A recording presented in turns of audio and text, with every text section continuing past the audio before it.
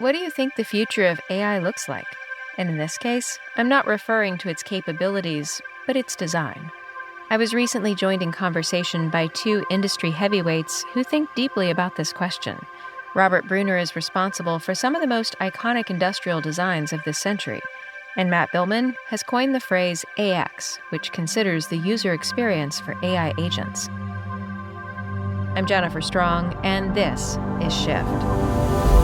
Now here on the steering column is a device called Auto Cruise. You simply set the speed you want. Self-driving robo-taxis are already on the road in US cities. As the disc rotates, a mirror reflects the light in the way that depends on how the signal was recorded. This is the 100 terabyte empty core. I present to you Electro, the Moto Man. Ladies and gentlemen, I would say that one of my greatest skills is my ability to interact with humans. This episode was taped before a live audience at the Web Summit Conference in Vancouver, Canada.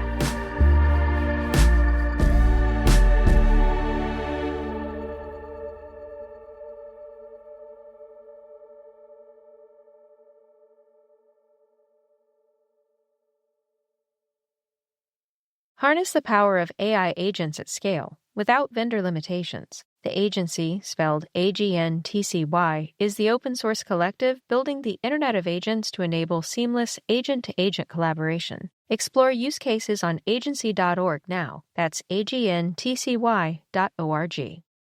From Zuckerman Spader. For 5 decades, Zuckerman Spader has been a leading litigation firm trusted by in-house and outside counsel, businesses, and individuals. With offices in Washington, Baltimore, New York, and Tampa, Zuckerman Spader serves clients throughout the country and around the world in high-stakes disputes, enforcement matters, investigations, and at trial. When the lawyer you choose matters most. Online at Zuckerman.com. I've been working in this industry a long time through. I was director of industrial design at Apple and was a Pentagram, then founded my studio Ammunition. Robert Brunner. I'm probably best known for all the work we've done for Beats by Dr. Dre. That helped start the brand and have designed every product for it. We've done work for Square, Lyft, Polaroid, a whole variety of physical things. They usually involve some integration of technology and physical experience. Yeah. And Matt, AX, a term you came up with, maybe not a term everybody here knows. Do you mind to explain that? I wrote an article at the start of the year called AX, or Agent Experience, and why it matters. Sort of really talking through how Matthew Biilmann. At Netlify, I guess you said Netlify is like a web development platform, and we help builders push their ideas to the web. And we started sort of really having to think through how do we start building and designing our product, not just for humans, but for agents that have an experience using our product, that are now writing code and deploying it to the web and so on. And in that process, I started thinking about the broader impact of everybody having to start designing and building products, not just for humans, but also for agents, and for humans using agents to achieve things through their products. So we've got digital, physical products. When did each of you start to use AI in the design process? For us, it's really obviously ramped up over the last few years. And it's interesting for me, as I mentioned, I've been doing this for a while, and there's been these waves of technology that have changed how we work, everything with 2D CAD, 3D CAD, surfacing, around rapid prototyping and so forth. And every time it sort of lifts off this burden to allow you to think more creatively, right? And that's the same thing for our studio right now is happening with AI, as it automates more and more things that we normally would spend a lot of time on. And that allows us to think more creatively. We're starting to use AI more in concept generation, but the tools aren't quite there yet. They serve well to sort of spin ideas off of, but the particular executions we get are never quite right. Now that may change, and we'll figure out how we use it, but it's been a progressive usage in our studio, and again, it's welcomed. I mean, it's like it feels very much part of what we do. So on our end, I think everybody had that ChatGPT moment that sort of redefined, okay, now something very new and groundbreaking is happening. But I think we were very conservative in terms of not wanting to immediately start slapping AI prompt fields everywhere over our product. We wanted to make sure that anything we did as part of AI felt like a natural enhancement of the value of our product, of reducing friction between building something and having it live and working on a URL. So we first started finding opportunities there, but early on formulated this strategy of like eventually we wanted to also figure out what would it take to be the web platform of choice for AIs. And when I first made that a part of our strategy in like the start of 23, that felt still like a very futuristic sci-fi like concept that maybe by the end of the decade we would look at, and then things just moved much faster. And I would say at the end of last year, models started being good enough at writing codes that you could start having them build full web projects, full web applications, and have them be workable, right? Like, so we started really doubling down on everything we needed to change about our platform to reduce the friction for that way of building, and then really figuring out like what pieces do we need to change in our platform based on what we think those models will be building in the future. Sure. Now, backstage, you said something that's going to stick with me for a minute. It's like we don't know what AI looks like yet. And that's really true when you bring it into the physical domain. But could you maybe talk about that a bit for the group? Yeah, right now we're sort of basing it on things that we understand. And a lot of how we interact with AI is through the smartphone or through headphones or things that we know. But again, I don't think quite we've yet figured out what physical form AI takes. But it's important. If you think every technology, major technology shift has had some physical implementation, right? All the way from buttons to a mouse to touch screen, headphones, there's always something physical in terms of what people are interacting with. So question starts to be, what will that be? And I think that's a lot of what, everyone talks a lot about the I/O OpenAI announcement. I think that's what that's all about, is really figuring out what is the form that AI should take in our lives, the literal form. Literal form, which kind of makes the point you were both designing with AI and for AI, both of you. Yeah. So how's it going? I would say, how are you feeling about the moment that we're in? Well, it's interesting. We have two sort of buckets of projects we're working on right now that involve AI. One is in the robotic space, and working on robots that actually will work side by side with humans. And there's a lot that goes into that, beyond what they do and how they do it. There is a very big psychological impact of interacting with these machines, these intelligent machines, in a way that feels comfortable. And that goes into how they look, how they move, how they behave, everything, right? And there's been this debate of sort of, well, how human should they be, right? Because if things start to take too human a form, in many ways they become scarier. Absolutely. I'm more in the camp of R2-D2 than C-3PO, right? In terms of the form they should take. But so that's an interesting thing. The other bucket is really in interface and communication, and we are moving towards being able to interact in ways that don't require speech or movement or touch. Right. And so then all of a sudden you start thinking about having these agents be really omnipresent in your life all the time in the background, which is a whole other challenge to tackle and think about, right? So it's interesting. It's early. So that's what's really fun. Absolutely true. You, Matt? I mean, I feel the thrill of excitement of being in a space where the ground is slipping around your feet and everything is about to change, right? But fundamentally in a way that I think unlocks building software in our digital world for lots and lots of people, right? I think we are sort of almost in this Gutenberg press moment, right? Where before the printing press, we had priests and monks that were the ones that could transcribe things and handle writing and were the carriers of this sacred script. And right now, software developers are a little like that, right? It's a relatively small amount of people that can actually go and read the source code and understand what's happening beneath the mystical surface of the computer screen. And now, with AI being able to write code, that sort of really is going to change that relationship to software, right? Where if you go to sites like Bolt.new, Lovable, and so on, right? Anyone can actually now make some software. That doesn't mean just writing becoming commonplace isn't remove the profession of being a writer. It just meant there were much more writers, right? Like this won't remove the profession of building software, but will make the idea of actually creating custom software something that's much more democratized and much more available, right? Like, and that'll sort of reshape the whole industry of how we build software and the tools below it and the systems around it and so on.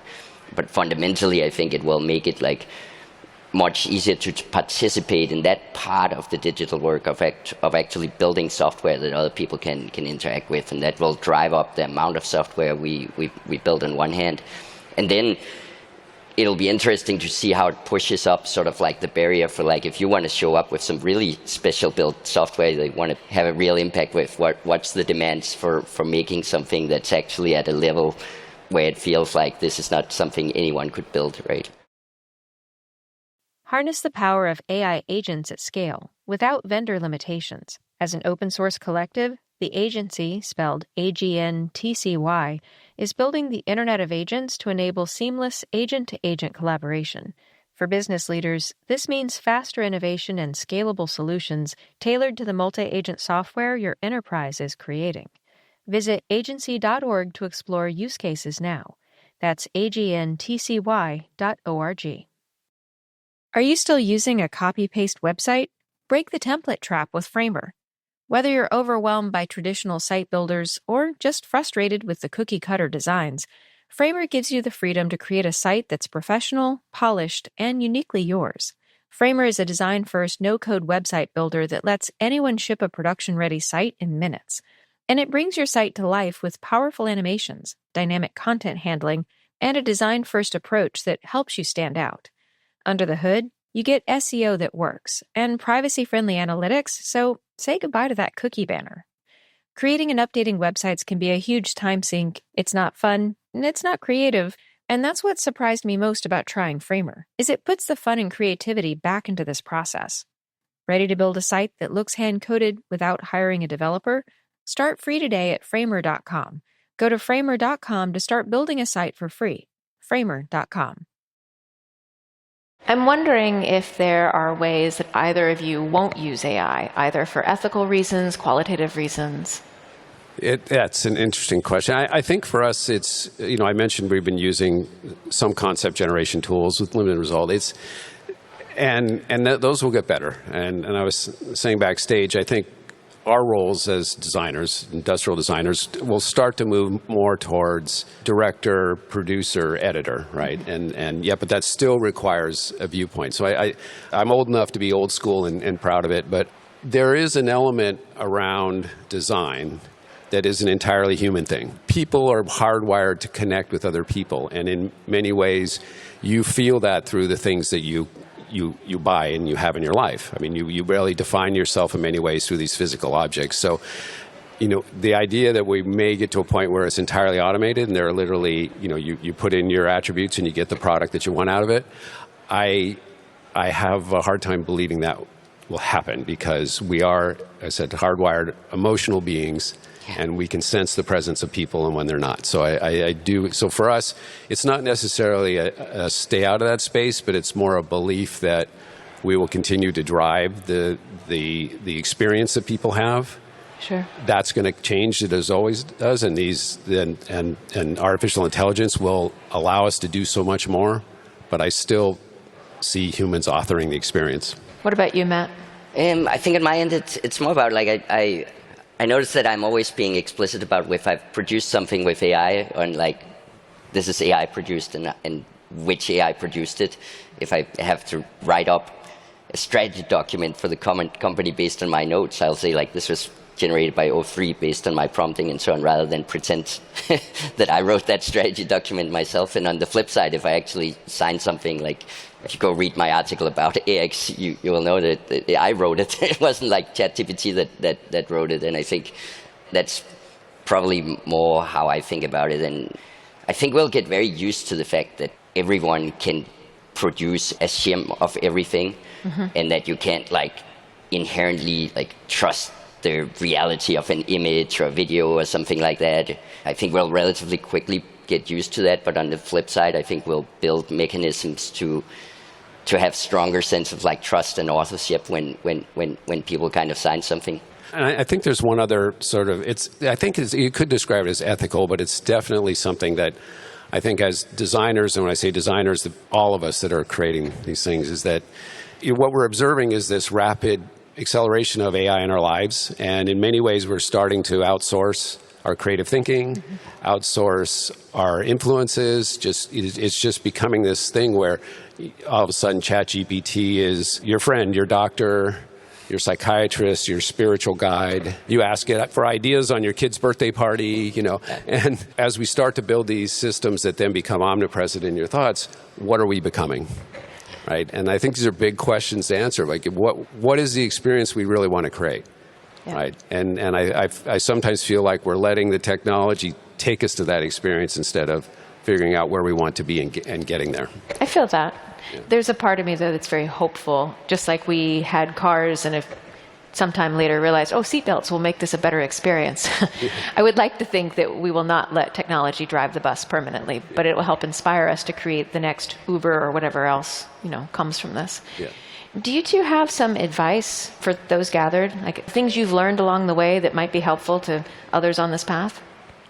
I mean, I think my main advice would be to not see it as like this is either a negative or positive, but see this as a moment that gives everyone an extremely high degree of agency to go turn it into one thing or another, right? Like a lot of how the world is going to look like 10 years from now is kind of getting shaped and created right now, and you can see your position in that as sort of an onlooker that things are happening to, or you can see yourself as like a real participant that has like really unique possibilities in this moment to be part of actually shaping how things work and look like and feel like in the future, and what we're going to build in the future, and how we're going to communicate and work together, right? Like it's a moment of a lot of possibility. Yeah, I feel that too. Sounds old to say young people today, but the amount of power that you hold, right, to shape what's ahead of you is probably more than most of us thought we had at that age. And everything is sort of getting reset in the sense that like people that come in with completely new and fresh idea and are not like as weighted by experiences we maybe be up here, in some cases have some advantages of just coming in and looking at all of this with completely fresh eyes and bringing new ideas to the table. I've alluded to a lot of this. I think, there's this balance that I think is important to keep. On one hand, I think it's important to embrace it, right? And not be frightened by it, not be worried about your job, not be worried about what you're doing. I mean, really, I think it's happening. It's best to dive in and embrace it. But then, keep this broader viewpoint, and really keep this focus on what are we using this technology as in service to humanity, right? And how is it best that we're going to develop that, bring it out into the world to improve people's lives? That's essentially what my team does. So I think it's really this sort of balance. And I don't think it's like a governor that you should put on and stop moving forward. But again, I think it's really important to always be thinking about what is the human experience we're trying to achieve. Sure. And what is this going to do for people, and how are we going to do it, and doing it in a way that's healthy and safe and positive? Yeah. Well, predictions feel dangerous given the speed of everything right now. But in our final couple of minutes here, what do your industries look like in the next 2 years? I mean, for my industry, it's really like the digital world, right? Like I think we'll see a fundamental shift from buying software to building software across companies and so on, as the barrier of building will go down. And that means like a lot of budget and will flow from software as a service and software that you buy into infrastructure and agents. It also means, I think, that we'll have like probably at least an order of magnitude more software developers in the world within the next 5 years. They'll look very different, like it'll be a different skill set.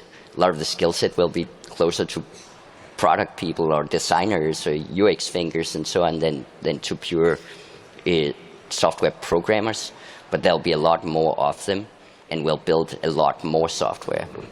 I'm not sure how much it'll change. I know a lot of what we're doing today on the projects that have a foundation AI is still very similar to what we were doing 5 years ago. Really, we're sort of attacking and solving problems, right? Sure. Figuring out how to give people access. if they're going to wear this thing, make sure they're comfortable wearing it. Otherwise, it won't matter, right?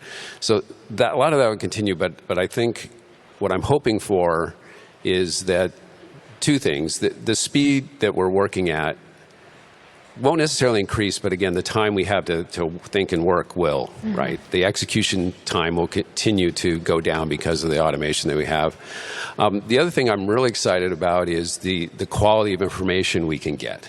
Sure. Right? We used to, the amount of time we would spend trying to research a particular product idea and its impact in the market and with users, that is collapsing, which is really great because we can get very high quality information really fast and allows us to do better work. So I just have, right now I'm looking at, we're going to be able to do more in the next few years than we've ever been able to do. And that's all the time we have. Thank you, gentlemen. This was lovely. Thank you. This episode was produced by me and Emma Cillekens and mixed by Garret Lang, with original music from him and Jacob Gorski.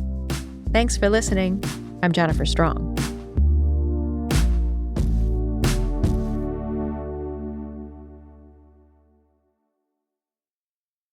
AI agent collaboration isn't all that easy for enterprises. As an open source collective, the agency, spelled AGNTCY, is building the Internet of Agents, a shared collaboration layer where AI agents can discover, communicate, and collaborate. To learn from AI innovators such as Cisco, Crew AI, LangChain, and MongoDB, visit agency.org and explore use cases now. That's agntcy.org.